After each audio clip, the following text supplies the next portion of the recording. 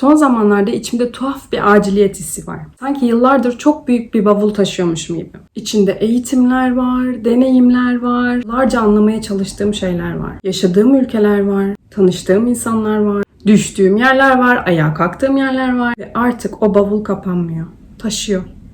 Bir noktada fark ettim ki bunları paylaşmazsam hayatım boyunca toplamaya çalıştığım o şeyler benim içimde sıkışıp kalacak.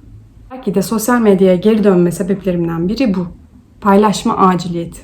Eğer paylaşmazsam kendi kapasitemden yemeye başlayacağım. Bu bir ihtiyaç gibi. Yıllar önce yola çıkarken bir hayalim vardı. Sanatla terapilerle bir eğitimde tanıştıktan sonra. İnsanlara destek olmak, yaratıcı süreçleri de katarak birlikte büyümek, birlikte dönüşmek. Hayat beni düşündüğüm yoldan götürmedi. Pandemi geldi, farklı ülkeler geldi. Göç geldi, uyum sağlamaya çalışmak geldi, adaptasyon geldi. Evet, yol değişti ama yön değişmedi. İnsanları anlamaya olan ilgim değişmedi. İnsan olma deneyimine olan merakım değişmedi.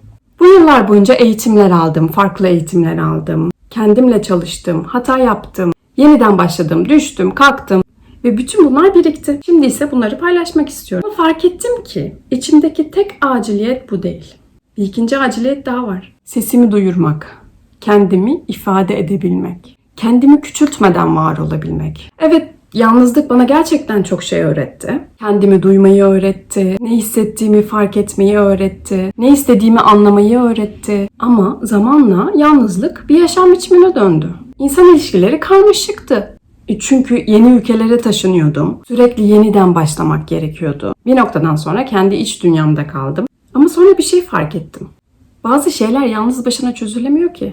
Çünkü insanın birçok yarası ilişkiler içinde görünür oluyor. Psikoloji okudum, kendimi gözlemledim, başkalarını gözlemledim, meditasyon yaptım, sanatla ifade ettim.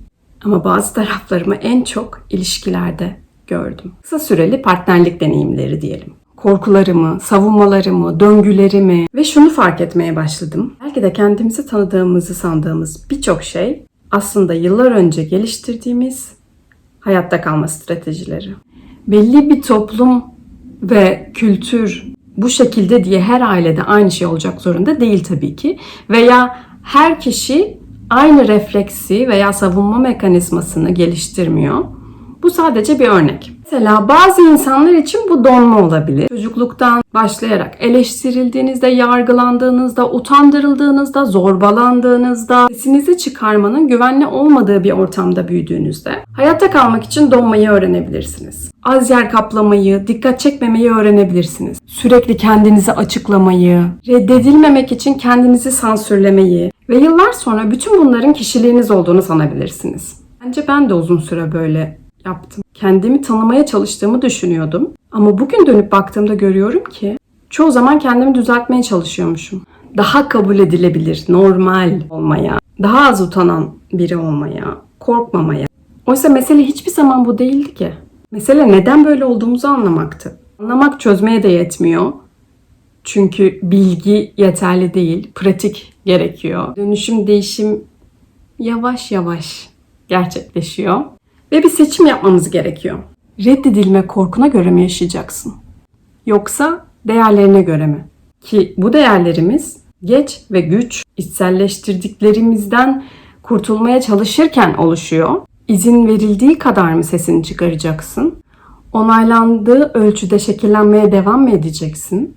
Kendi sesini bulmaya mı çalışacaksın? Ben artık insanların duymak istediği şeyler söylemek istemiyorum. Bugün burada olmamın sebeplerinden biri de bu sanırım.